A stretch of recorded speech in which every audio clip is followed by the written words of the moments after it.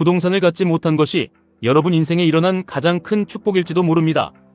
월세 따박따박 받는 건물주라는 환상에서 이제는 철저하게 깨어나셔야 합니다.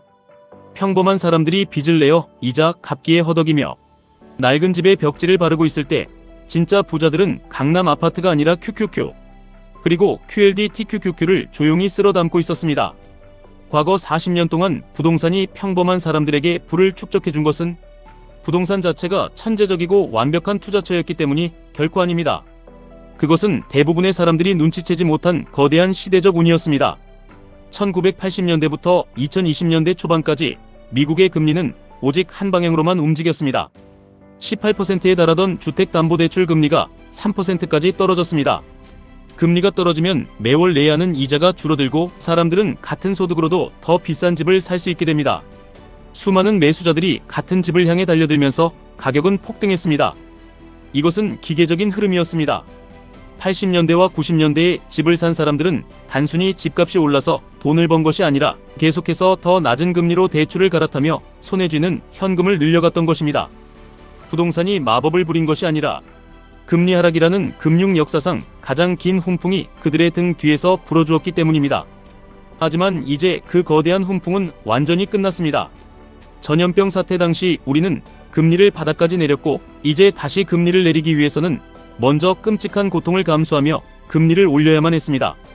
지난 40년간 수백만 명을 부자로 만들어준 그 조용한 바람은 이제 사라졌습니다. 그런데도 시중에 쏟아지는 수많은 책과 팟캐스트들은 여전히 과거의 환상에 빠져 부동산을 사라고 부추기고 있습니다. 그들은 금리 하락기라는 온실 속에서 쓰여진 낡은 정답일 뿐입니다. 지금 당장 첫 임대 수익용 부동산을 사려는 사람들의 상황을 생각해 보십시오. 당신은 그저 집을 하나 사는 것이 아닙니다. 과거와 같은 금리 인하의 엔진 없이도 집값이 계속 오를 것이라는 매우 위험한 도박을 하고 있는 것입니다. 그럼에도 사람들이 부동산에 목을 매는 이유는 수익률이 좋아서가 아니라 직관적이기 때문입니다. 운전을 하다가 건물을 볼 수 있고 벽을 만질 수 있으며 집이 무엇인지 머리로 이해하기 쉽기 때문입니다. 여기에 심리적인 함정이 숨어 있습니다. 우리는 모두 부동산으로 돈을 벌었다는 지인의 무용담을 듣고 자랐습니다. 가족이나 이웃의 성공 스토리는 뇌리에 강렬하게 남습니다. 하지만 집이 안 팔려서 수억 원의 손실을 보고 피눈물을 흘리는 임대업자의 이야기는 저녁 식사 자리에 안주거리로 절대 올라오지 않습니다. 누군가 부동산으로 돈을 벌었다고 자랑한다면 그들이 집을 샀을 때의 금리 환경이 어땠는지 속으로 물어보십시오. 열의 9은 금리가 떨어지던 황금기에 집을 샀을 것입니다. 환경이 그들의 성공의 절반 이상을 기여했습니다. 그렇다면 지금 이 가혹한 시장에서 부동산으로 돈을 버는 사람들은 누구인지 현실을 직시해야 합니다. 슬프게도 그것은 평범한 직장인이 아닙니다. 수천억 원의 자본을 굴리는 사모펀드와 거대 기관 투자자들입니다. 그들은 수백 채의 단독주택과 아파트 단지를 현금으로 쓸어 담습니다.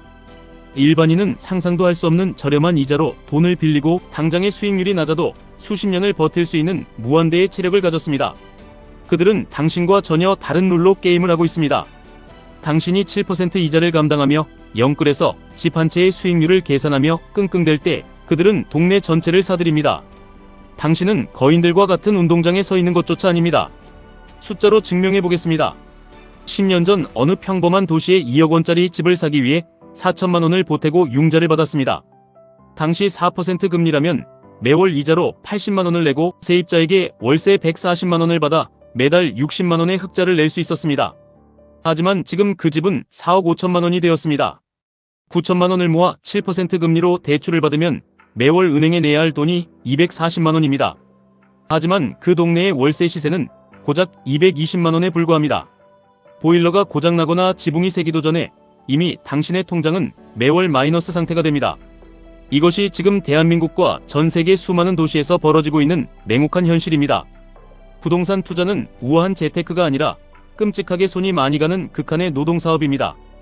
변기물이 새고 에어컨이 멈추면 수리기사를 불러야 합니다.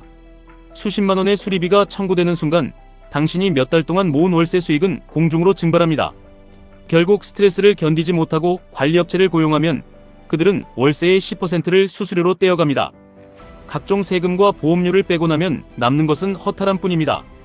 당신은 임대업자가 아니라 마진율이 턱없이 낮은 영세 자영업자이자 건물이 낡아가는 것을 밤낮으로 걱정해야 하는 시설관리인으로 전락한 것입니다. 이 끔찍한 진흙탕에서 빠져나와 진짜 부를 쌓기 위해 우리는 시선을 완전히 돌려야 합니다. 내 소중한 자본과 시간을 낡은 벽돌 덩어리가 아니라 세상을 근본적으로 바꾸고 있는 거대한 흐름에 올라태워야 합니다. 그것이 바로 상위 100개의 기술 독점 기업에 분산 투자하는 QQQ입니다. 부동산의 핵심이 대출을 끌어다 쓰는 레버리지라면 금융시장에는 더 우아하고 치명적인 무기가 존재합니다. 건물을 사기 위해 은행에서 굽신거리며 대출을 받을 필요 없이 클릭 한 번으로 나스닥의 성장을 2배, 3배로 추종할 수 있는 QLD 그리고 TQQQ가 바로 그것입니다. 애플의 천재적인 개발자들, 마이크로소프트의 인공지능 엔지니어들, 엔비디아의 반도체 설계자들이 당신이 잠든 사이에도 당신을 위해 피땀 흘려 일하게 만드십시오. 상가 건물의 세입자가 월세를 밀릴까봐 전전긍긍하는 대신 전 세계 수십억 명의 사람들이 매일 스마트폰을 켜고 클라우드에 접속할 때마다 당신의 자산이 불어나는 구조를 만들어야 합니다. 세상이 변하고 기술이 발전할수록 낡은 상가 건물의 가치는 떨어지지만 QQQ 패밀리의 가치는 무한대로 뻗어나갑니다. 물론 주식시장은 위험하지 않냐고, 하루아침에 반토막이 날 수도 있지 않냐고 반문하실 수 있습니다. 맞습니다. 시장은 요동칠 것입니다. 하지만 상업용 부동산의 참혹한 현실을 보십시오. 과거 뉴욕 맨해튼의 대형 오피스 빌딩은 지구상에서 가장 안전한 자산으로 꼽혔습니다. 하지만 재택근무라는 거대한 트렌드 변화, 한 번에 그 화려했던 빌딩들은 유령 건물로 전락했고 가치는 휴지 조각이 되었습니다. 부동산은 한 번 물리면 도망칠 수도 없는 무서운 덫입니다. 반면 QQQ 패밀리는 어떻습니까? 시대의 변화에 적응하지 못하고 도태되는 기업은 지수에서 냉정하게 퇴출시키고 새롭게 세상을 지배하는 혁신 기업을 자동으로 편입시킵니다. 당신이 신경 쓰지 않아도 가장 우월한 기업들만 남겨두는 완벽한 자가 치유 시스템을 갖추고 있습니다. 여러분 자신을 위해 2가지만 기억하십시오. 첫째, 여러분이 가진 한정된 자본을 QQQ에 묻어두십시오. 만약 시장의 변동성을 견딜 수 있는 단단한 심장과 장기적인 안목을 가졌다면 QLD로 수익을 극대화하십시오. 아직 젊고 잃을 것이 없으며 10년 이상 흔들리지 않고 적립할 수 있는 무쇠 같은 멘탈을 가졌다면 TQQQ를 통해 인생의 계급장을 바꿔버릴 수 있습니다. 자산이 폭락하는 시기는 두려워할 때가 아니라 평범한 사람이 부의 추월차선에 올라탈 수 있는 유일한 박앤세일 기간입니다. 둘째, 여러분의 뼈를 깎는 노력과 시간은 부동산 매물을 보러 다니는 데 쓰지 마시고 여러분 자신의 능력을 키우는 데 집중하십시오. 가장 높은 수익률을 가져다주는 자산은 바로 여러분의 직업적 기술과 사업 능력입니다. 영업 능력을 키우고 인공지능을 다루는 법을 배우며 사람을 관리하는 리더십을 기르십시오.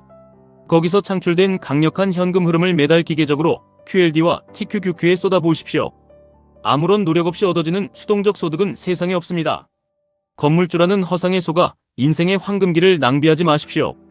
여러분의 노동 가치를 극대화하고 그 결실을 인류 역사상 가장 위대한 기업들의 바구니에 담아두는 것, 이것이 앞으로의 시대에 평범한 사람이 거대한 부를 쟁취할 수 있는 유일하고도 가장 확실한 방정식입니다. 흔들리지 마십시오. 결국 승리하는 것은 위대한 기술의 진보를 믿고 인내한 자들의 몫입니다. 지금까지 1분 투자 하이젠버그였습니다.